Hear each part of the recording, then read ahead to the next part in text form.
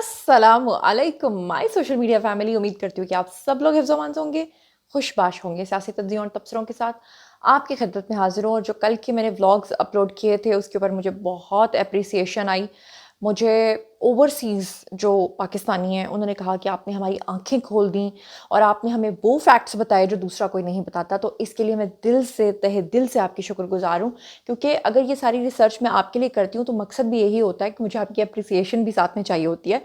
क्योंकि कभी-कभी दुःख होता है कि ऐसे लोग, ऐसे सस्ते लोग जिनको ना पता है कि असल बात क्या है, जिनको ना पता है कि रिसर्च क्या है, और वो आपके सामने ऐसी-ऐसी ख़राब ख़बरें लेकर आ जाते हैं और मिलियंस में उनके व्यूज़ होते हैं। और उसमें अगर आप लीडिंग बंदा कहें तो वो इमरान रियाज़ ख़ान है। यकीन करें कि उनकी पर्सनैलिटी देखें, उनका बात करने का स्टाइल देखें, रिसर्च से दूर-दूर तक उनका कोई वास्ता नहीं है। लेकिन उसके बावजूद भी आप देख लें कि झूठ फैलाने के नतीजे में उनको क्या मिलता है। बहरहाल बुशरा बीबी के हवाले से बात कर लेते हैं कि बुशरा बीबी जो हैं वो रिहा हुई। और कुछ लोग मुझसे पूछ रहे थे कि आपने इसके ऊपर बात क्यों नहीं की।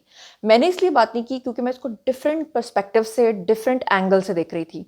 क्योंकि जो पीटीआई के सपोर्टर्स हैं वो इसको बड़ा खुश आइंद कह रहे हैं, और वो ये कह रहे थे कि वाह जी वाह, बुशरा बीबी छूट कर आ गई हैं। इसका मतलब ये है कि अब इमरान खान जो हैं वो भी रिहाई का परवाना लेकर 1.5 माह के अंदर अंदर जो हैं वो निकल आएंगे बाहर जेल से। और फिर उसके बारे में वो एक एंकर पर्सन है, उन्होंने भी इस तरह की बातें करना शुरू कर दी, और भी लोगों ने जो है वो इस तरह की बातें करना शुरू कर दी और कहना शुरू कर दिया कि क्योंकि जी जस्टिस काजी फाइज ईसा चले गए हैं, उनका लास्ट डे था, तो जनाब अब खान को रिहाई से कोई नहीं बचा सकता। लेकिन मैं आप तमाम लोगों को, जो भोले भाले पीटीआई के सपोर्टर्स हैं, जो आज भी सच्चाई को नहीं मान रहे हैं, जो आज भी ये सोचते हैं कि खान साहब जल्द रिहा होने वाले हैं, जो आज भी ये समझते हैं कि बुशरा बीबी जो है वो इमरान खान की लॉयल जैसे कहते हैं पार्टनर हैं, तो मैं आपको बता दूं कि उनके लिए ये खुशी की खबर नहीं है, बल्कि उनके लिए दुख की खबर है। क्योंकि जो मेरे सोर्सेज हैं वहाँ से जो मुझे खबर आई है वो ये आई है कि बुशरा बीबी ऐसे ही बाहर नहीं आ गई हैं, बल्कि बुशरा बीबी डील करके बाहर आई हैं। और ऑब्वियसली आपको पता है कि जब कोई डील करके बाहर आता है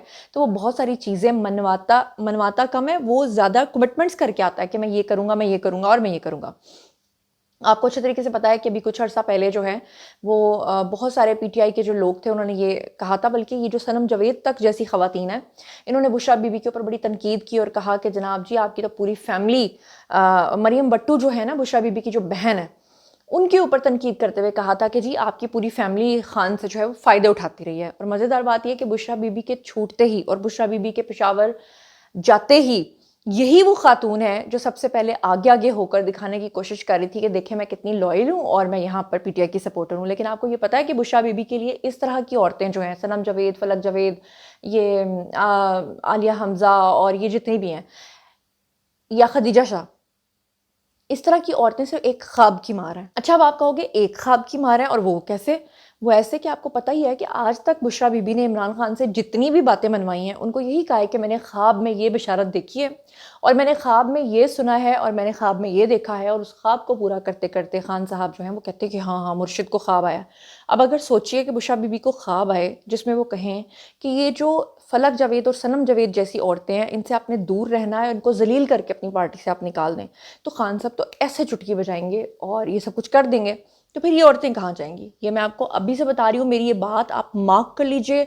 बुशरा बीबी ने ना कहा, आप मेरा नाम बदल देना। चलो, अब आपके साथ मैं एक और बुशरा बीबी की रिहाई से मुतल्लिक बात शेयर करने जा रही हूँ कि जो पीटीआई के अपने लोग हैं, जो उनके सपोर्टर हैं, वो बुशरा बीबी को बहुत ही तनकीद की निगाह से देख रहे हैं। वो कैसे?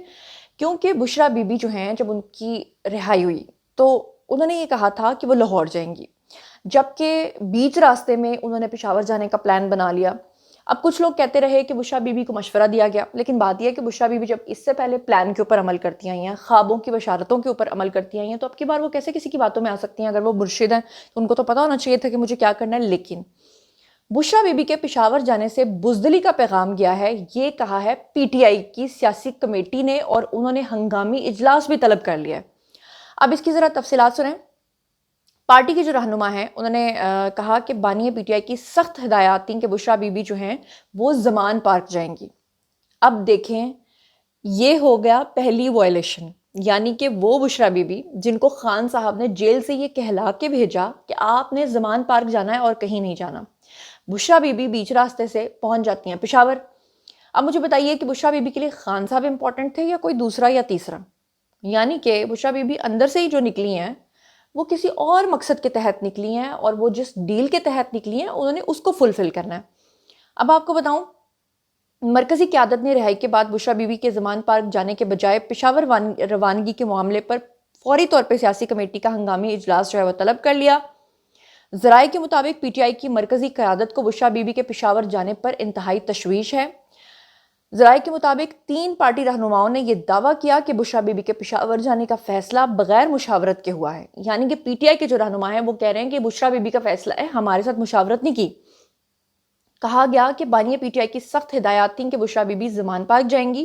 بانیہ پی ٹی آئی اور پارٹی کی سوچ تھی کہ بشرا بی بی زمان پارک میں ہی ٹھہریں گی، اور پارٹی رہنماؤں کا کہنا تھا کہ پنجاب کے بجائے بشرا بی بی کے پشاور جانے سے بزدلی کا پیغام گیا ہے، اسی لیے فوری طور پہ اس کا ہنگامی اجلاس طلب کر لیا گیا ہے، اور اگلی بار اڈیالہ میں جب پیشی ہوگی تو وہاں پر اوبیسلی خان صاحب کو یہ بات پتہ چل جائے گی۔ تو آپ اندازہ لگا سکتے ہیں۔ اب اس سے بھی زیادہ مزیدار بات سنیں کہ جو پی ٹی آئی کے اپنے جالے ہیں وہ بڑے پریشان ہیں، ان کو یہ سمجھ نہیں آتی کہ ہم نے گنڈا پور جو ہیں ان کے اوپر ٹرسٹ کرنا ہے یا نہیں کرنا ہے۔ اب زیادہ تر جو اہل یوتھ ہیں وہ گنڈا پور کے اوپر ٹرسٹ نہیں کرتے، کیونکہ وہ کہتے ہیں کہ وہ ملا ہوا شخص ہے، جن کے ساتھ بھی وہ کہتے ہیں ملا ہوا شخص ہے۔ اب اگر وہ فرض کریں کہ اسٹیبلشمنٹ کا ٹاؤٹ سمجھتے ہیں گنڈا پور کو، تو مزیدار بات آپ یہ دیکھیں کہ پشاور کی اینیکسی میں جا کر ٹھہریں گی بشرا بی بی۔ اب آپ مجھے بتائیں کہ خان صاحب بشرا بی بی کو کہہ رہے ہیں کہ تم زمان پارک جاؤ، بشرا بی بی پشاور وزیر اعلیٰ ہاؤس کے اینیکسی میں جا کے ٹھہر رہی ہیں۔ اب آپ مجھے بتائیے، سمجھ آ گئی آپ کو بات کی؟ تو بہرحال آپ کو اگلی خبر دینی ہے۔ اگلی خبر ہے جی ہمارے آرمی چیف سے ریلیٹڈ، اور وہ بڑوں بڑوں کو آگ لگا گئی ہے، کیونکہ ایک طرف تو پی ٹی آئی جو ہے وہ لابنگ فرمز ہائر کرتی ہے، پھر وہ کانگریس سے جا کے کہیں اپنے لیے قوانین پاس کرواتی ہے یا اپنے لیے قراردادیں جو ہیں وہ پاس کرواتی ہے۔ لیکن آرمی چیف کیا کرتے ہیں؟ وہ تو کچھ نہیں کرتے، وہ تو پاکستان کے لیے کر رہے ہیں جو انہوں نے کرنا ہے، وہ تو اپنی ڈیوٹی کر رہے ہیں، لیکن وہ کہتے ہیں جسے اللہ رکھے اسے کون چکھے، اور یہی ہوا ہے جی ہمارے حافظ صاحب کے ساتھ۔ اب حافظ صاحب جو ہیں ہمارے، آپ اندازہ کیجئے امریکہ کو ابھی تک پی ٹی آئی والے لاکھوں ڈالرز کھلا چکے ہیں، صرف یہ کہلوانے کے لیے کہ پاکستان کی فوج کے بارے میں آپ برا بولیے۔ اور اس میں کوئی شک بھی نہیں ہے کہ امریکہ پاکستانی فوج کو کبھی بھی اچھی نگاہ سے نہیں دیکھ سکتا، کیونکہ وہ ان کی آنکھوں میں جو ہے وہ چپتا ہے۔ لیکن اس کے باوجود امریکی سینٹرل کمانڈ کا جو جریدہ ہے اس نے جنرل عاصم منیر کو شاندار الفاظ میں نہ چاہتے ہوئے بھی خراج تحسین پیش کر ڈالا۔ آپ کو بتاؤں، جریدے میں یعنی کہ جو شائع مضمون ہے اس میں آرمی چیف کو خراج تحسین پیش کرتے ہوئے لکھا گیا ہے کہ جنرل عاصم منیر نے پاکستان کی سلامتی، استحکام، خوشحالی کے لیے پرعزم رہنما کے طور پہ ان کو یاد رکھا جائے گا۔ امریکی جریدے میں لکھا گیا ہے کہ یونیپاتھ اس کا نام ہے، جو اس میں لکھا گیا ہے کہ جنرل عاصم منیر نومبر 2022 میں کمان سنبھالنے کے بعد پاکستان کی سلامتی، استحکام اور خوشحالی کے لیے کوشاں ہیں، اور ان کی قیادت میں شدت پسند گروپس کے خلاف 22,000 سے زائد انٹیلیجنس بیسڈ آپریشن ہو چکے ہیں۔ سوچئے، اپنے ایک چھوٹے سے ٹینیور میں، ابھی تک 2 سال کے ٹینیور میں انہوں نے 22,000 سے زائد انٹیلیجنس بیسڈ آپریشنز کر دیے ہیں، اور انہوں نے کوئی پبلسٹی نہیں کی، باہر آ کے یہ نہیں کہا اوہ میرا ڈنڈا دیکھو، یہ دیکھو میں ایسے چلا دوں گا تو ویسے چلا دوں گا تو تمہاری مونچھیں کھینچ لوں گا، ایسے نہیں کہا انہوں نے کام کر کے دکھایا۔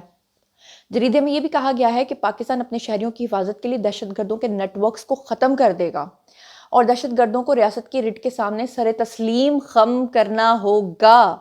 اور یہ بھی لکھا ہے کہ آرمی چیف نے خصوصی سرمایہ کاری سہولت کونسل اور گرین پاکستان انیشیٹو جیسے اقدامات کے ذریعے معاشی ترقی میں اپنا کردار بھی ادا کیا ہے، اور یہ بھی کہا ہے کہ آرمی چیف کا مقصد جو ہے وہ اندرونی چیلنجز سے نمٹنا بھی ہے، مسلح افواج اور قوم میں پیشہ ورانہ مہارت بھی ہے، اور ربط باہمی اور اتحاد کو فروغ دینا بھی ہے۔ تو اس سے بڑی اور کیا بات ہو سکتی ہے؟ کوئی آرمی چیف اس سے زیادہ کچھ کر سکتا ہے؟ کسی بھی ملک کے آرمی چیف کو دیکھ لیں جس نے اتنا کام کبھی کیا ہو۔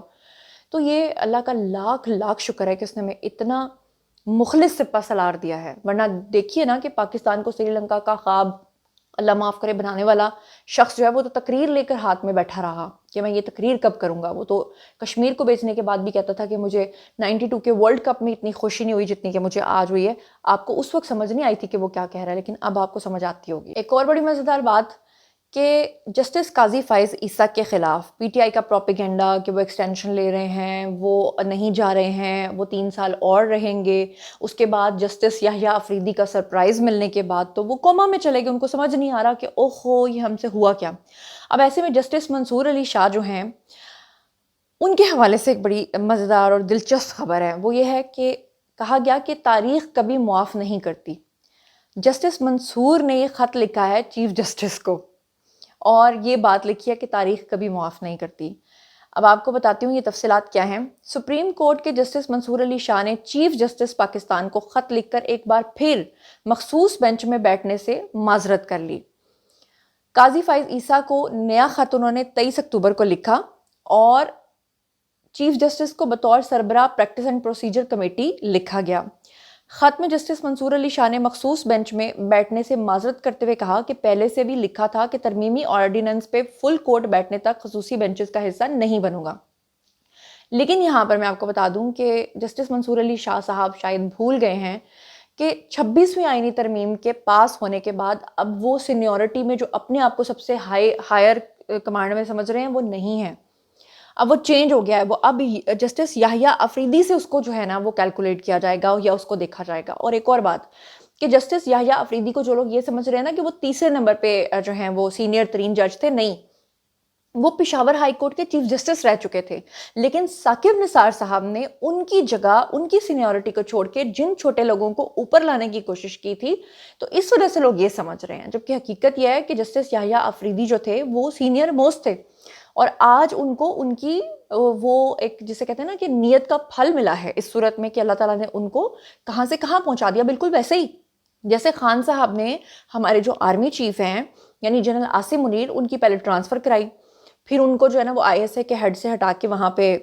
فیض حمید کو لگا دیا، پھر ہر ممکن کوشش کی، لانگ مارچز کیے کہ کسی بھی طور پہ جو ہمارے آرمی چیف ہیں وہ آرمی چیف نہ بن سکیں، لیکن پھر میں نے وہ کہا نا کہ جسے اللہ رکھے اسے کون چکھے، تو آرمی چیف آج کہاں ہے آپ کو پتہ چل گیا ہے۔ بہرحال جی، تاریخ میں چیف جسٹس قاضی فائز عیسیٰ کا جو نام لکھا جائے گا وہ پاکستان کی جو عظیم ہستیاں آج تک آئی ہیں ان میں ان کا بھی ایک شمار ہوگا، اور وہ ایک ایسے ہی جرت مند باپ کے بیٹے تھے، اور ان کے والد جو ہیں وہ قائد اعظم محمد علی جناح کے بیسٹ فرینڈ تھے۔